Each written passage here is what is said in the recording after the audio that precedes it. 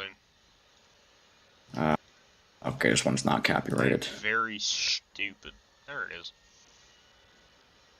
Start reading. Okay, get some of you back. Hey, do you want the engine instead since it has a Q sign and does AI, or do you want just the custom fire truck? Hey, turn the sequence off. You can get some. He's not here right now, so. I saw him moving, or is that's him in the back of the SUV, right? I think he's getting his stream going. Oh, okay, gotcha. I just tabbed out. Oh, that's what it is. He tabbed out and I turned the sirens on. So. Oh, gotcha. So. Just custom fire truck. Oh, that is fear rape. Sorry. I forgot. Yeah, what's up? So custom fire truck, or do you want the AI since it has the Q? You can change the color to black too, so it's all black. What am I streaming on again? Yeah, if you want to go ahead and do that. Whatever you think looks best. YouTube or Twitch? You're in charge of the fire side today, so. Yeah, bucko. No, I'm kidding. I think I'm streaming on Twitch. On Twitch? No, I'm not. I'm streaming on YouTube. That's cool.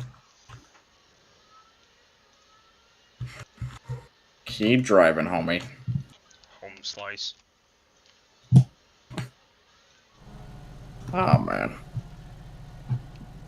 Oh yeah, my stream gets to see everything. Where do I put this in here? I'm not content. There it is. Let me just...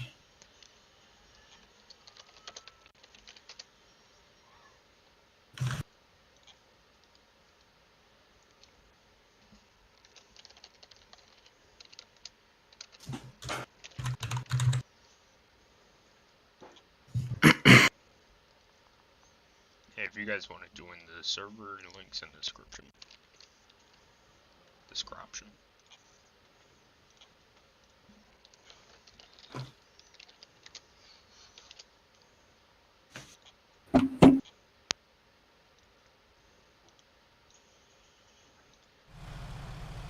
What in? Is that better or no? Alright, I'm back, guys. Oh, okay, cool. Gotcha. Yeah, that works. Alright. I'm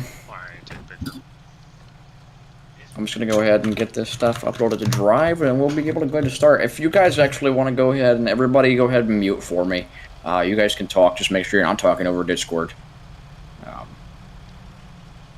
We're gonna go ahead and start.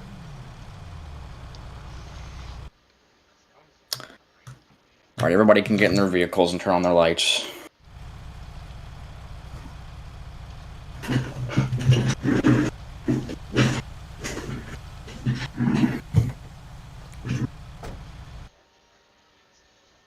Everybody's just gonna follow the LCSO car in the front. I'm gonna be playing some clips from 9/11. Nobody should be speaking through this. If there's any speaking or there's anything that, you know, we don't like,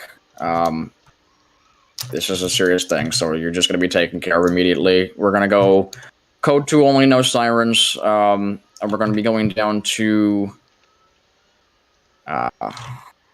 596, so you guys can follow me there and we can go ahead and start.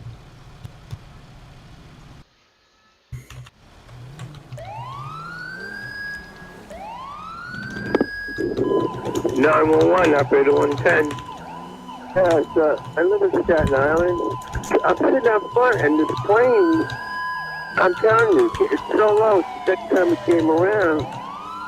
I really ain't expecting it to land in the water. I mean, it's that low. I look like a see the bay on bridge from my front door.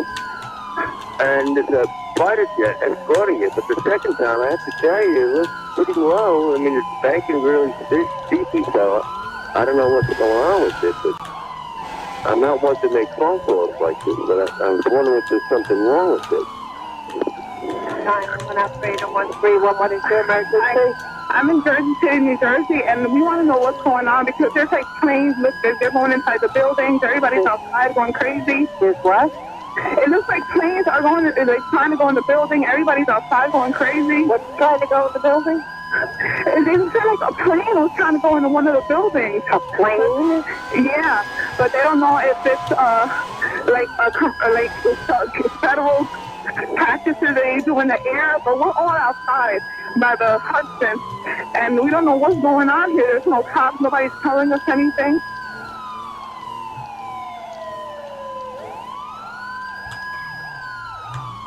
American 11, you trying to call? The cockpit is not answering their phone. Our number 1 is in staff, and our 5 is in staff. Hey, I'm going to call from Washington. I am in a situation with American 11, a possible hijack. What's going on, Betty? The aircraft is erratic again. Problems very erratic.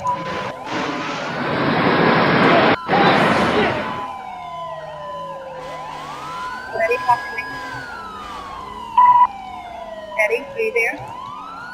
Betty? Betty? The plane just What? The 737? Hey, what? Like the World Trade Center. Who are you talking to? Oh, God. Oh, my God. United 175, New York. We have some problems over here right now. We might have a hijack over here, 2 of them.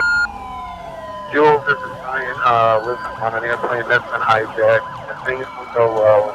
Looking good. I just want you to know I absolutely love you. I want you to be good. So happy to time. Same for my parents and everybody. And I just totally love you, and I'll see you later. Bye, babe.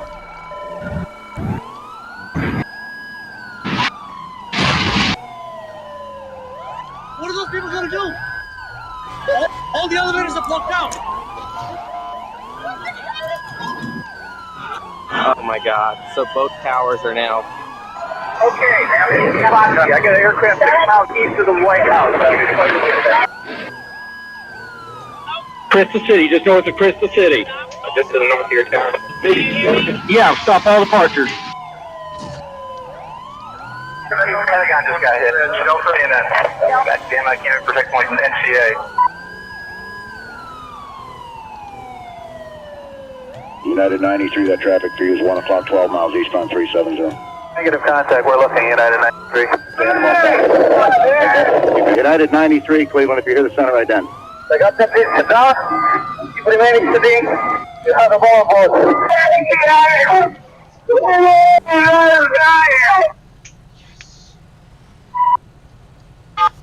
Tuesday, 9:47 a.m. Hi, baby. Baby, you have to listen to me carefully. I'm on a plane that's been hijacked. I'm on the plane. I'm calling from the plane. I want to tell you I love you. Please tell my children that I love them very much. And I'm so sorry, babe. I hope to be able to see your face again, baby. I love you. Bye. We're 56865. We have, I believe it is a Boeing 757. Can you see him up there, sir? That's confirmed. It looks like he's rocking his wings. Roger. He's rocking back and forth. We're 56865. I advise you stay away from that aircraft. Go north as fast as you can. United 93. Have you got information on that yet? Yeah, he's down. He's down? Yes. Why didn't he land? He did not land. Oh, he's down? Yes, Down? somewhere up northeast of Camp David. Honestly, I just want to help you, and I'm stuck in this building in New York. Whoever's got your sirens off, please turn them off. Smoke, and he just wanted you to know that I love you always. At number 2 World Trade Center, right. Lady was stupid if you were talking. We're not ready to stop. It's getting bad.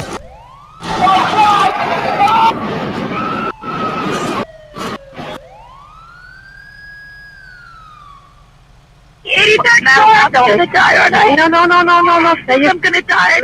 Live, say your prayers. You gotta think positive because you gotta help each other get off the floor. I'm now. Die.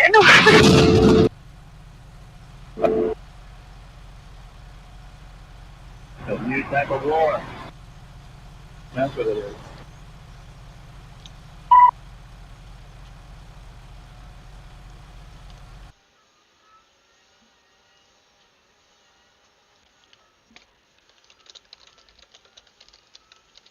Okay, we may now proceed to get out of our vehicles and follow me to the stage.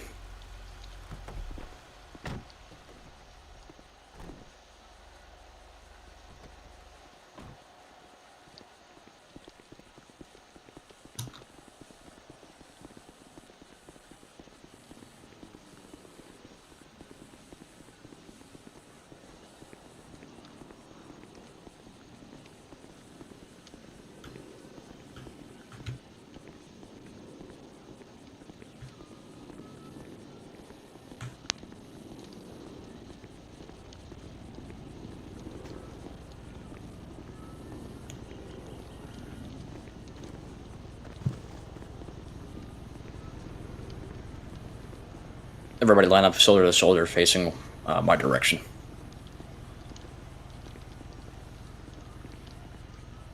Line up in front of me facing towards me.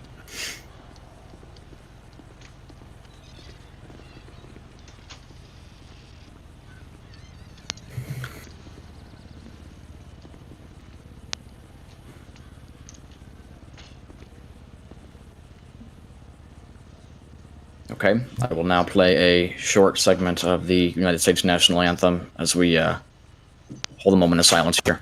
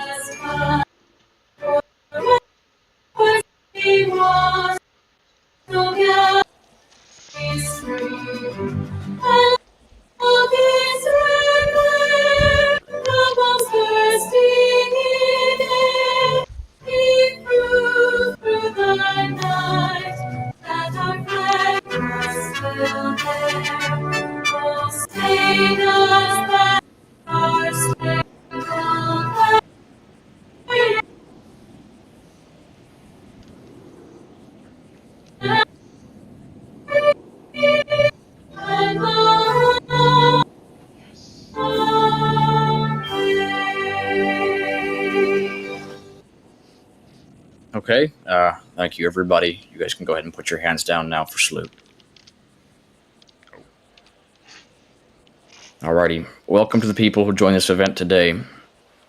Today I'm bringing this event to you to share the emotion that ran through the blood of America and the pain that ran through the flow of the earth on this day 21 years ago.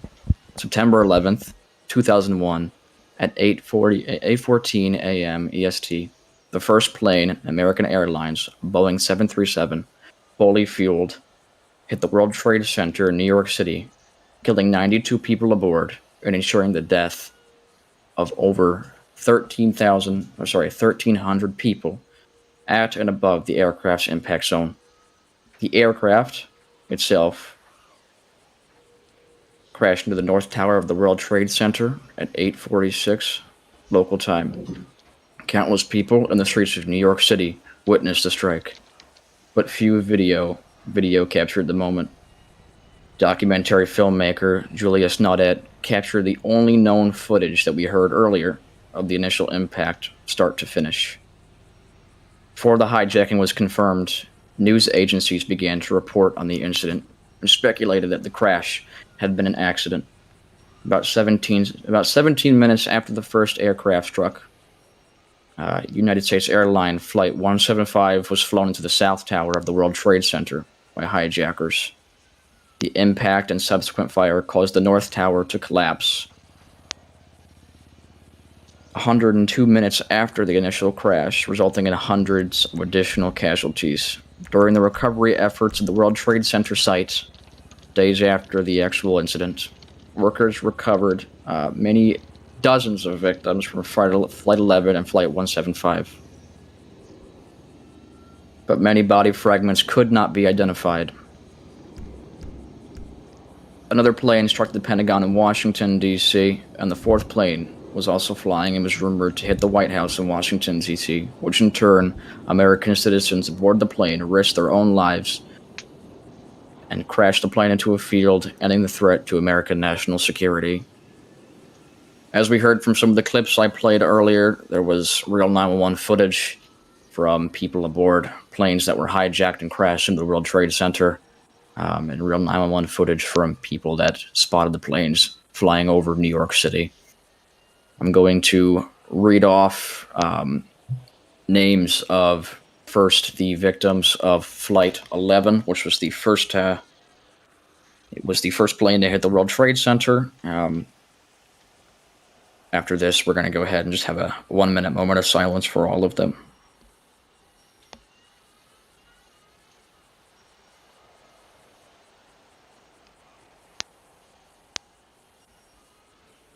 Okay.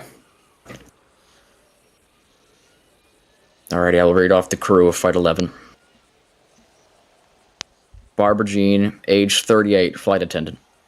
Jeffrey Dwayne Coleman, age 41, flight attendant. Sarah Lowe, age 28, flight attendant. Karen A. Martin, age 40, flight attendant. Thomas F. McGinnis Jr., age 42, first officer. Kathleen Ann Nisco, age 54, flight attendant. John Ogmowski, 52, captain. Betty Ann Ogg, she's 45, flight attendant. Jean Roger, 24, flight attendant. Diane Cinder, 42, flight attendant. Madeline Amy Sweeney, 35, flight attendant. I will now read off the passengers boarding Flight 11. Anna Allison, age 49, founder. David Lawrence Angel, 54, executive producer.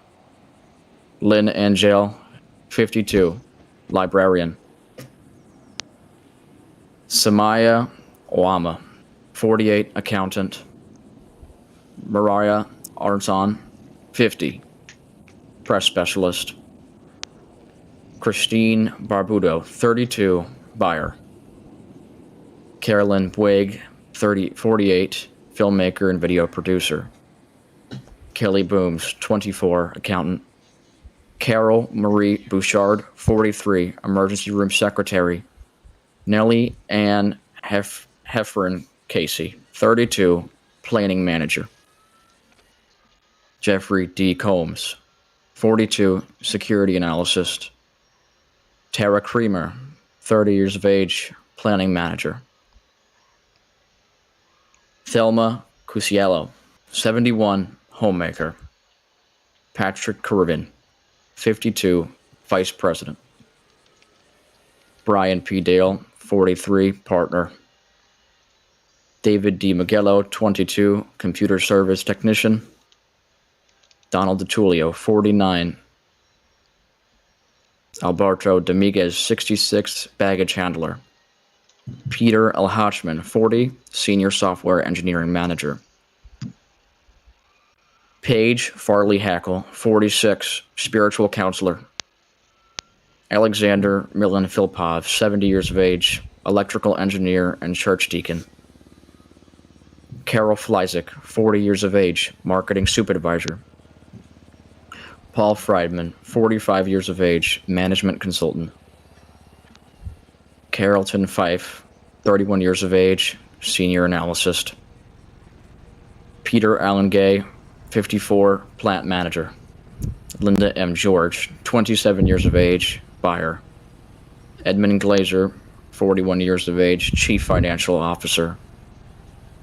Lisa Gordenstein, 41 years of age, assistant vice president and merchandise manager. Andrew Peter Charles Curry Green, 34 years of age, director of business employment.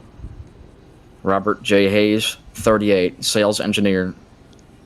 Edward R. Hennessy Jr., 35 years of age, partner. John A. Hoffer, 45 years old. Cora Holland, 52 years of age, Subury Food Pantry, local church. John Humler Jr., 60 years of age. Waleed Iskander, Chief of Digital Strategy for Europe. John Charles Jenkins, 45 years of age, Corporate Office Service Manager. Charles Edward Jones, 48, retired astronautical engineer and manager of space programs. Robin Kaplan, 33, Senior Store Equipment Specialist. Barbara Keating, 72, receptionist.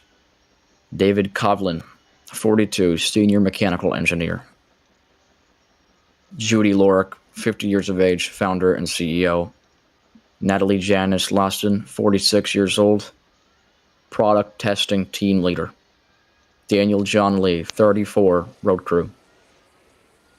Daniel C. Lewin, 31, co-founder and chief technology officer. Susan A. McKay, 44, assistant vice president of merchandise and planning allocation. Christopher D. Mello, 25, analyst. Jeffrey Peter Mlodnik, 43, interim CEO. Carlos Alberto Monteo, 36. Antonio Jesus Monteo Valdez, 46, housekeeping worker. Laura Lee Martibio, 34, national sales manager. Mildred Naman, 81 years of age, retired tester. Lori Ann Nera, 48, transcriber. Renee Newell, 37 years of age, customer service agent. Jacqueline Norton, 61, retiree. Robert Grant Norton, 85 years of age, retiree. Jane M. Orth, 49 years of age, retiree. Thomas Nicholas Porcully, 30 years of age, cameraman. Baranthina Baranson Perkins, 53 years of age, actress and photographer. Sanaya Morales Popolo, 61, former ballet dancer. David E. Reddick, 33 years of age, general partner. Philip M. Rosenweg, 47. Richard Barry Ross, 58, president and chief executive. Jessica Lee Sachs, 23, accountant. Rama Sali, 28, chief operating officer. Heather Lee Smith, 30 years of age, financial analyst. Douglas Stone, 54, co-owner. Xavier Therese, 41, civil engineer. Michael Theodoros, 32, technology consultant. James Anthony Trentini, 65, retired teacher and assistant principal. Mary Barbara Trentiniti, 67, retired secretary. Padalia Vascamachina, 30, project manager for consulting film. Mary Alice Wallstrom, 78, retired loan officer. Kenneth E. Waldy, 46, senior quality control engineer. John Weckness, 46, tax consultant. Candace Lee Williams, 20 years of age, student. Christopher Rudolph Zarba, 47, software engineer. Those are all the people that perished on 9/11 from Flight 11. If we can go ahead and have a momentary moment of silence.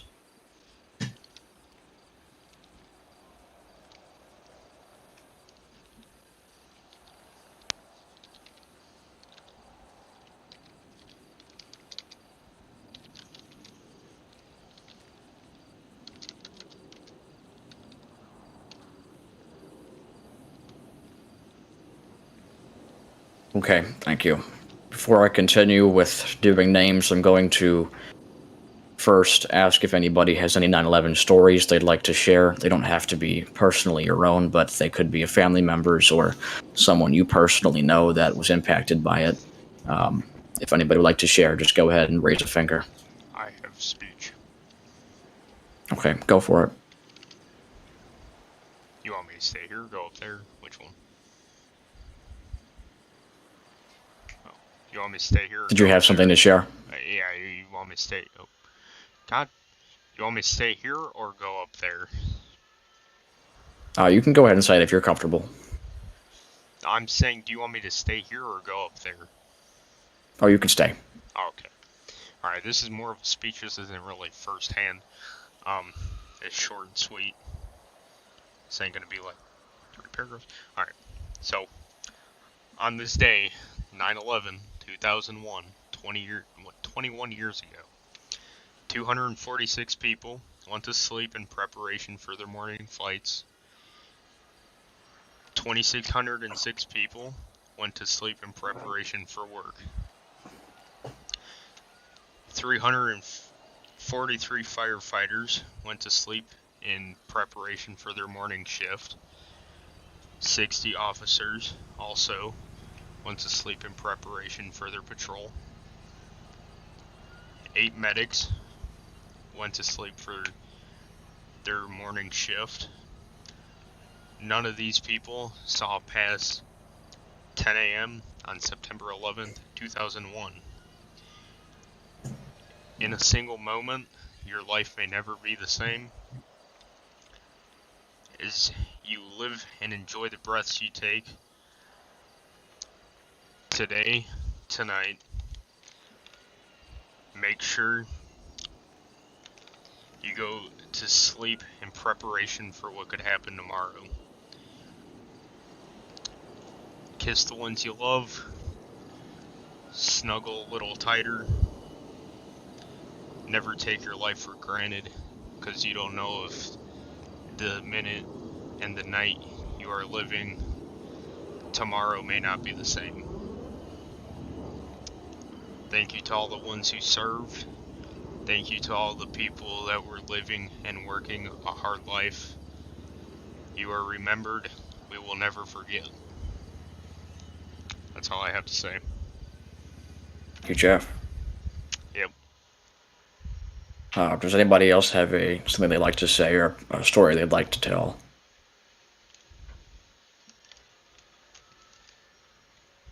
Okay. I'll tell something. So I was not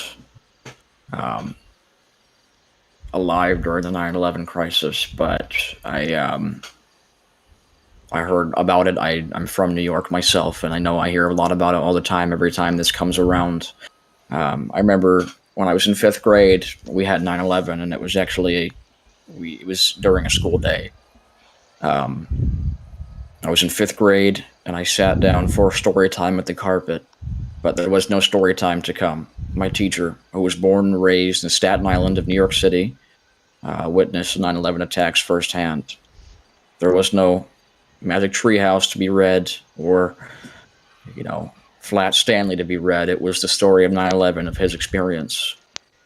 He was also, he was a student in college at the time, and he was home. Didn't have to go to college that day. His father worked near the World Trade Center. He actually had a part-time job as a pizza shop clerk and went into work that day not knowing the tragedy that was about to strike the city that he resided in. He walked into the pizza shop, and there was nobody waiting for their pizza. There was nobody serving. It was just him in the lobby all by himself. He was confused, so he looked around the restaurant and then found in the back room there was customers, managers, workers, all crowded in the back staring at the TV. At the same time, he's watching the TV, and they all consecutively see the second plane hit the World Trade Center. Now, in my teacher's mind, he's already confused and scared of what is happening in the city that he lives in. But he's also concerned about his father, who works right near the World Trade Center. Meanwhile, he's watching the TV in safety. His father is running from a building crashing and dust taking over everybody who's running. His father took cover underneath a 2,000-pound vehicle parked in the streets of New York City and was covered in dust and debris and was dug out by firefighters and escorted. My teacher went back home, and his father walked in the door almost the same time as he did. They hugged tightly, dust covered on each other, and the first thing my teacher said to his father was, "Happy birthday." On a day so sad was a day that was supposed to be filled with joy.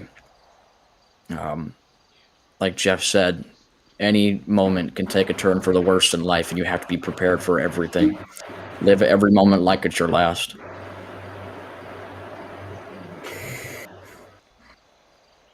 With that being said, I'm going to read off the rest of these names. I actually have something to say. I just oh, of course, go ahead. Had my mic muted earlier. So not a lot of people in the community know this. I don't, but my family is from, like, pretty much everyone in my family is from New York. Whether it's my biological father's side to my mother's side. But when 9/11 happened, I was about to be 2 years old. I don't remember. I have no recollections of any of that time period. But my grandfather did share his story with me about his what happened, what he did on 9/11. So at this time, we lived in Wisconsin. A year prior, a little bit after, I'm sorry, 2 years prior, right before I was born, We all moved to Wisconsin, but there was a part of my family that stayed, and that was my aunt Kim, as well as her son, who was the same age as me. She did work in New York City. She actually went to work on the day of 9/11. Luckily, I don't remember what part of the city it was, but it was not a part that was heavily affected by the debris or anything. She was in lockdown and had to stay in the building until a lot of things were cleared up, and she was pretty much terrified, so terrified that she wound up moving to Wisconsin with us shortly after, due to the fact that she didn't want her children and stuff growing up in the city, because that's how much it terrified her that it could happen again. My grandfather, though, shared his story with me. He was pretty much, he's a contractor. He's always been doing construction all his life. When he was in Wisconsin, he was doing roofing for this old lady who was a friend of the family. I never knew her personally, but he was very fond of her, and he would always help her out with stuff. He was working on the roof whenever he said that she came outside, and she was pretty much acting very strange. And he said, "What's wrong?" And she said, "Jim, I think you're going to want to come inside." And he said, "Why? Everything, I'm about to be done. I'll wrap up here soon and get out of your hair." She said, "No, Jim, don't worry about that. Just come inside. You need to see what's on TV." He says that he went inside and he saw the first tower was on fire. He said at first he didn't know how to feel. It was almost surreal. It was unreal to him. He said he never thought any accident like that could happen. And then that's whenever live on the news, he watched as the second plane hit the tower. And he said in that moment, he knew this was no accident. This was an attack on America. And he said he's never felt such fear, sorrow, hatred, so many emotions at once for his nation than whenever he saw that on television. And the first thing that came to his mind was the rest of our family in that city and who was where at the time of that happened. And he pretty much said that was probably one of the most emotional times of his life, was not knowing where all the different parts of our family were in New York at that time, because we were all from New York City. Well, I'm sorry, but all my family before me and my generation were. And to have that fear of not knowing who in your family was in that city, where they were, what's going on, and just watching it all on TV, he said that, it was very frightening for him. And it was so frightening for my aunt that she moved out of the city shortly after. But that's all I have to share. I have no actual personal experience with it, seeing how I was only like 1 year old when it happened. But thank you for letting me speak. Of course, thank you. I'd like to say something. Of course. To be short, but when all this happened, I remember I was a sophomore in high school. And got up that morning, did the usual routine, getting ready for school and whatnot. Excuse me. And then noticed the radio stations going nuts, TV stations going nuts, everybody just going nuts. And turn on the TV, and me and my brother and, a couple other classmates we all, carpooled with, were over at the house, and we just sat there all day just watching what was going on, watching the events take place. And it seemed like it wasn't real. It's like, no way that could happen to us. No way that can happen to the U.S., the United States of America. But it did. We were caught off guard.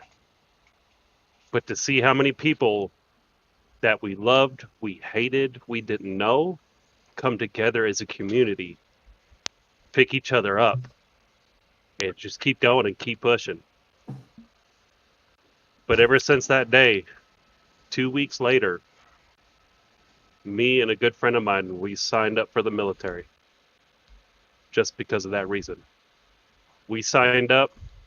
A friend of mine was a recruiter. We both joined the Marine Corps, and we spent the next 2 years training twice a week. Going to this recruiter's house, a buddy of ours, and training and training and training to get ready for what was about to come. Real life, stepping off the bus at Camp Pendleton, San Diego, and dealing with the physical punishment, the mental punishment, just the crap we were about to go through to prepare ourselves to defend and try and help others in this country. So once I graduated high school, it was about 3 months later, I got shipped off to Camp Pendleton. And we were there. We did basic. We did 6 months of training. We did desert training. We did high altitude training. We did a lot of training because what we signed up for was we wanted to be the best of the best of the best. About a year and 3 months after that, we got deployed. We finally got our orders, and we got deployed. And we saw combat. We were over there, and let me tell you what, it's a different world. It is a different world. But and I was there from 03 to 06. So I was there for the thick of it. Nobody liked us. Nobody liked to see our flag on our shoulder. Nobody wanted to see that at all. But after about a year of being there, they finally knew why we were there. We were there to help.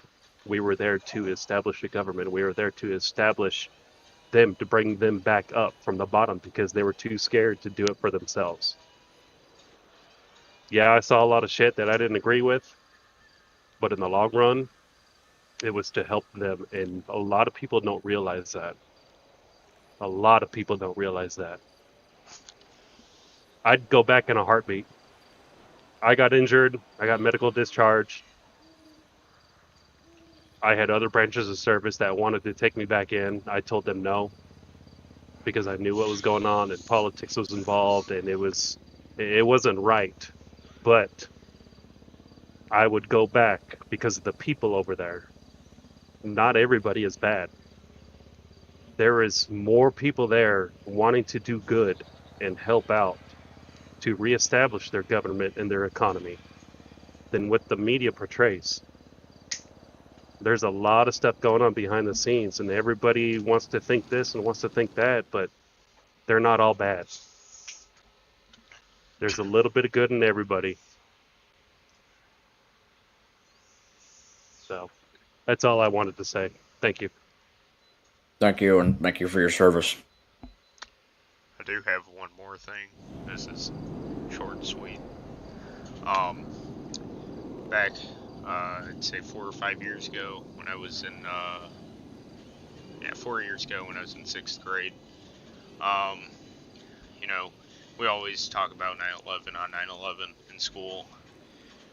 My teacher said, when she was working at the elementary school, before she went to upper, that she was doing her normal teaching, normal daily routine of teaching.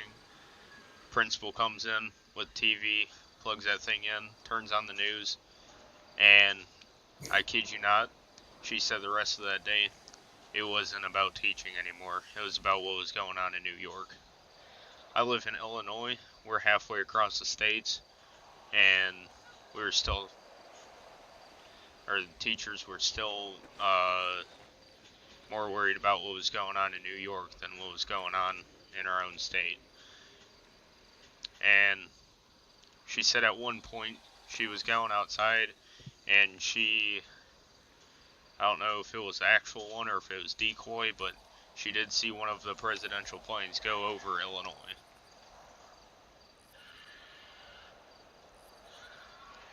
And 9/11 is a day that nobody will ever forget. Yes, I don't know if anybody here has, I know I mentioned I live in New York, and I go to the city all the time, and I've actually been to the 9/11 memorial, and if any of you ever have the chance, don't skip out on it. You feel like you're in a different world. You feel like you're on different ground standing there and, you know, seeing the squares over the towers actually sat with all the names of the people who passed away. We're an hour into the event right now, and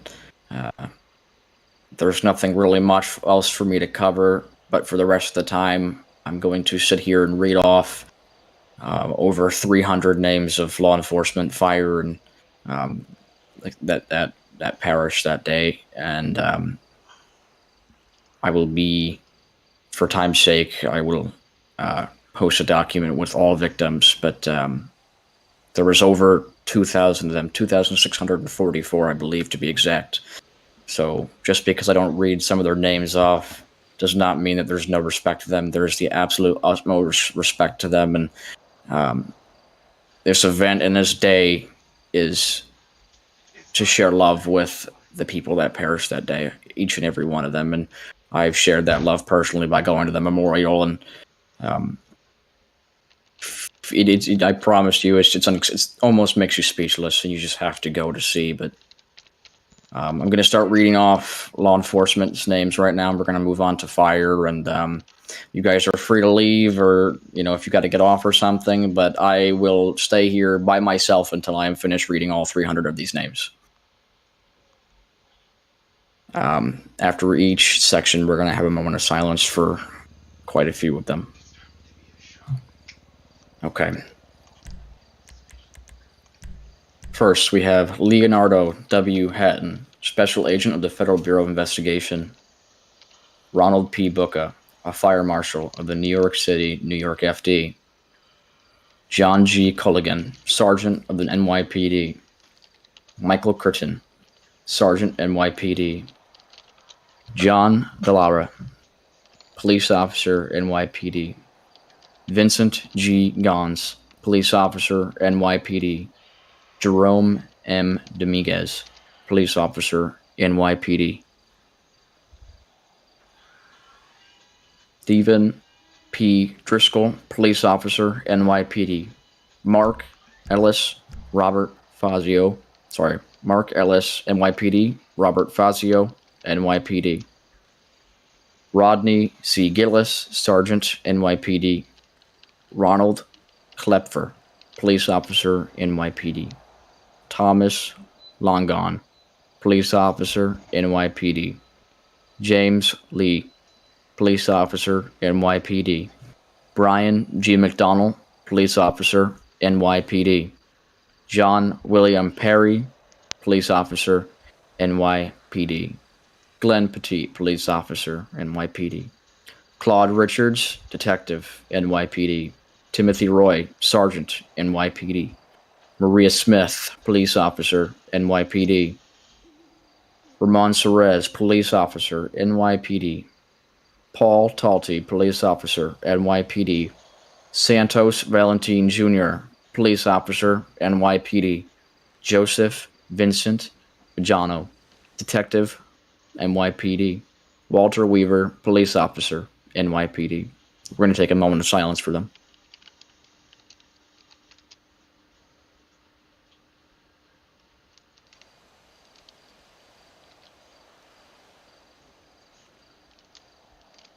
Okay, I will now go ahead and read off people that were involved in the court system and the administrative system of running New York City itself who perished this day on 9/11, 21 years ago. Thomas E. Jurgens, Senior Court Officer of the New York State Office of Court Administration. William Harry Thompson, Captain of the New York State Office of Court Administration. Mitchell Scott Wallace, Senior Court Officer of New York State Office of Court Administration. Clyde Fraser Jr., Crime Specialist of the New York State Department of Taxation and Finance. Charles M. Mills, Director of Investigations, New York State Department of Taxation and Finance. Richard R. Moore, Revenue Crimes, New York State Department of Taxation and Finance. Salvatore Papasso, Revenue Crimes, New York State Department of Taxation and Finance. William H. Pullman, Assistant Deputy, New York State Department of Taxation and Finance. Christopher C. Amoroso, Police Officer of the Port Authority of the New York and Jersey PD. Before I continue with the Port Authority, we're going to have a moment of silence.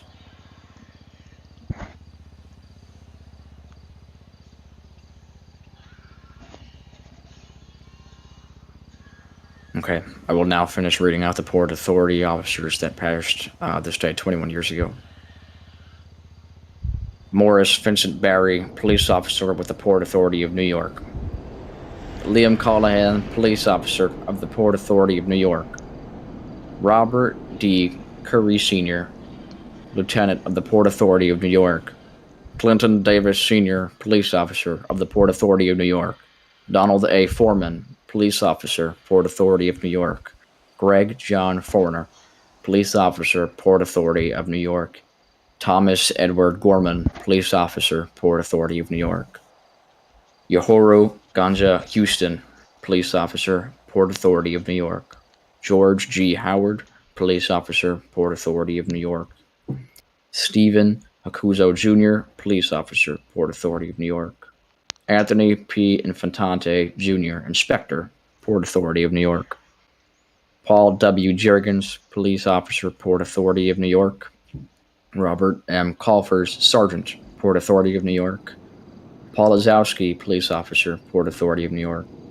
David P. Legman, police officer, Port Authority of New York. John J. Lennon, police officer, Port Authority of New York. J. D. Levi, police officer, Port Authority of New York. James F. Lynch, police officer, Port Authority of New York.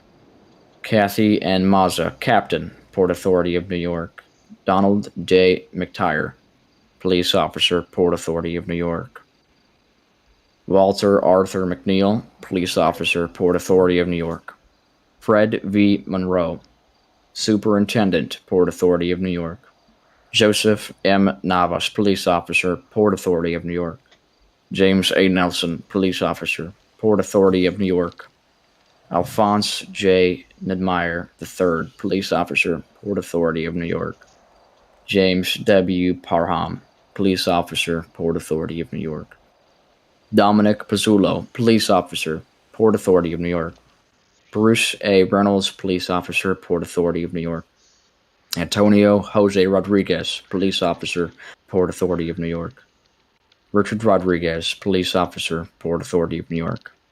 James A. Romito, chief, Port Authority of New York. John P. Scala, police officer, Port Authority of New York.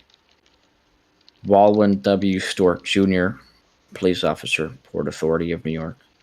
Kenneth F. Tygent, police officer, Port Authority of New York.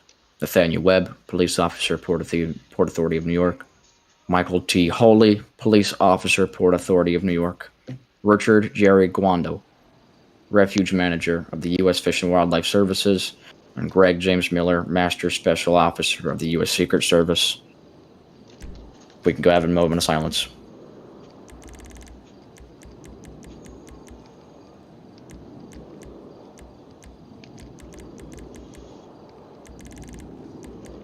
Okay. To this day, after 9/11, more than 72 officers have perished from illness related to the chemicals and the debris and dust that came off of the buildings when they collapsed, and more than 72 of them have perished, and many of them are still sick with illnesses relating.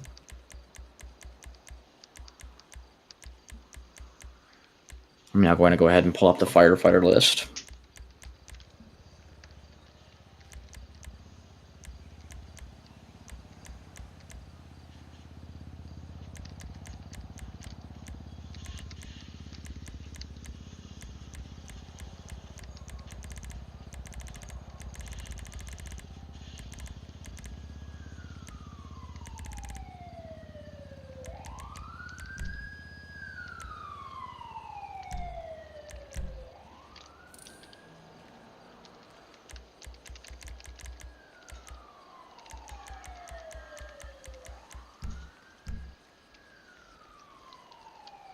Okay. I will now start with the firefighter list. Within a few of these, we're going to go ahead and do a salute with firing our weapons into the air. If we can go ahead and all participate in that. If we all can actually go ahead and get a musket prepared, that would be wonderful. FDNY Chief Peter J. Gacci Jr., 54 years of age, FDY Commissioner William M. Freehon, 71. FDNY Marshal Ronald Paul Buca, 47 years of age. FDNY Chaplain McCall Judge, 68 years of age. Citywide Tour Commanders Chief Gerald A. Barbara and Chief Donald J. Burns. Battalion 1, Chief Matthew Lancelot and Lieutenant Paul Thomas Mitchell. Battalion 2, Chief William McGovern, 49. Chief Richard Prunty, 57. And Fasusul Apostle Jr., 55. Battalion 4, Lieutenant Thomas O'Hagan, 43. Battalion 6, Chief John P. Williamson, 46. Battalion 7, Chief Oriel Palmer, 45. Lieutenant Stephen G. Harrell, 44. Lieutenant Philip Scott Petty, 43. Battalion 8, Chief Thomas Patrick DeAngelis and Thomas McCann, 45. Chief Dennis Lawrence Devlin, Chief Edward F. Gregory, Lieutenant Charles William Garbani, Carl Arasso, and Alan D. Feinberg. We want to go ahead and get our muskets ready, and we will salute. Huh? What are you talking about? Oh, hold on. You can follow me over to the right side of the stage.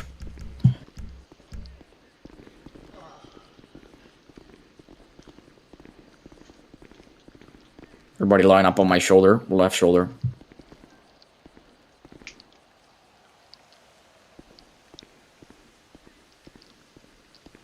I'm going to give the command, draw, and we're going to point up in the sky, and then I'm going to give the command to fire.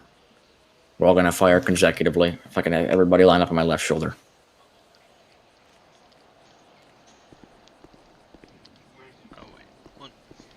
What rifle is that? Musket. That's the musket. It's in heavy weapons. No, it's in sniper rifles.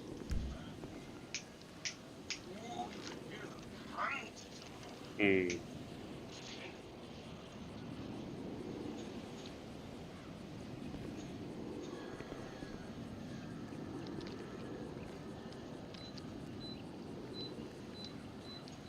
And do leave some space between each other. You don't need that much space. Oh. You don't Yeah, I need don't that have much that one. space. It's under sniper rifles, and you don't need that much space. Just a little bit. Yeah. Like what me and the guy next to me have.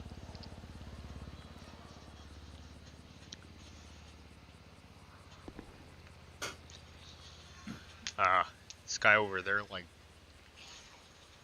sleeping. I think he's having a technical issue. If we just ready to go ahead and proceed. Alright. Okay, is everybody ready? Yep. Alright, we're gonna draw.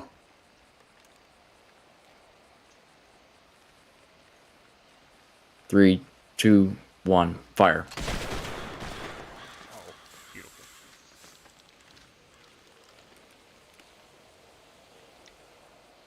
Okay, that concludes this event tonight. I will continue reading off names on this stage if you'd like to stay. That's all I'm going to be doing is reading off names. If you would like to take your night to yourself and do whatever you have to do, you're welcome to. But I will just be reading names for the rest of the night until this list is completed.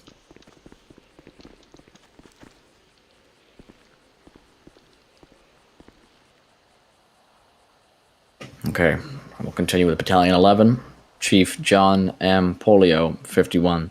Battalion 12, Chief Frederick Claude Siphon Jr., 57. Battalion 22, Lieutenant Charles Joseph Margarita, 44. Battalion 43, Lieutenant Jeffrey E. Guja, 49. Battalion 47, Lieutenant Anthony Javik, 39. Battalion 48, Chief Joseph Grutzik, 52. Michael Leopoldo Bernancho, 45. Battalion 49, Chief John Moran, 42. Battalion 50, Chief Lawrence T. Stack, 58. Battalion 57, Chief Dennis Cross, 60. Chief Joseph Ross Marbanks Jr., 47. FDNY Division 1, Captain Joseph D. Farley.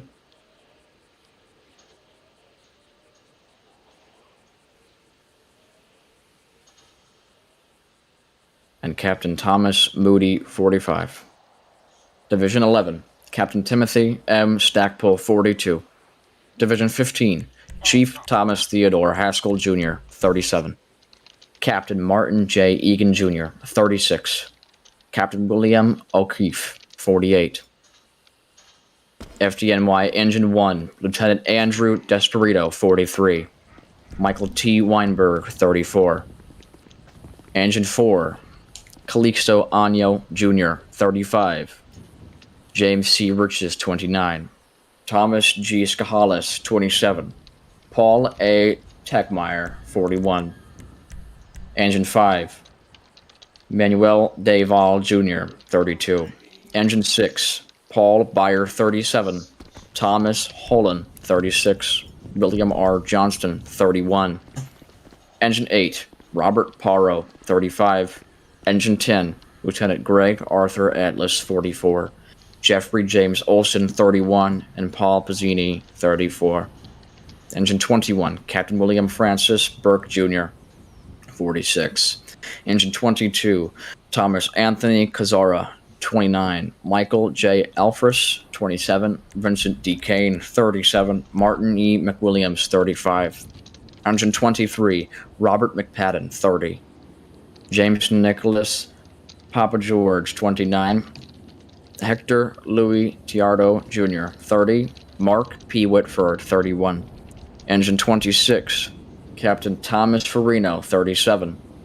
Dana R. Hannon, 29. Robert W. Spear Jr., 30. Engine 33, Lieutenant Kevin Pryfer, 42. David Ark, 36. Michael Boyle, 37. Robert Evans, 36. Kethroy Marcus Maynard, 30. Engine 37, John Gidordo, 47. Engine 40, Lieutenant John F. Ginley, 37 years.